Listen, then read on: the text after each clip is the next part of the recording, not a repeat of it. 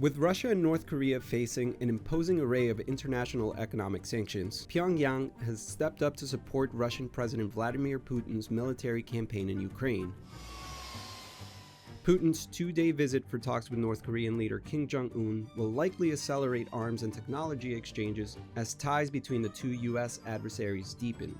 Analysts once thought Russia would not get too close to the highly toxic North Korea, but as the war in Ukraine drags on, Russian-Western animosity continues to grow. The bigger takeaway from Putin's first visit to Pyongyang in nearly a quarter century may be hard-earned lessons about anti-Western resilience. Kim, who also rarely ventures abroad, traveled to a satellite launch base in the Russian Far East for talks with Putin in September. This reciprocal visit was widely expected. With North Korea perennially short on oil and food, Russia is expected to barter those commodities for arms and munitions, and perhaps for North Korean labor to help rebuild Ukrainian infrastructure. Soviet citizens once looked down on impoverished, isolated North Korea, but attitudes are in flux as their heirs face circumstances similar to those that North Koreans have endured for decades. Modern North Korea is also symbolic of the hardcore militaristic days of the Soviet Union that many in Russia hope to recapture.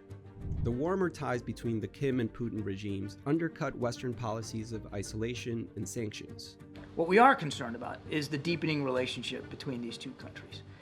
Not just because of the impacts it's going to have on the Ukrainian people, because we know North Korean ballistic missiles are still being used to hit Ukrainian targets, but because there could be some reciprocity here that could affect security on the Korean Peninsula. Putin may be looking to North Korea, often described as a pariah state, for pointers on how to survive politically in the face of hostile US and international pressure.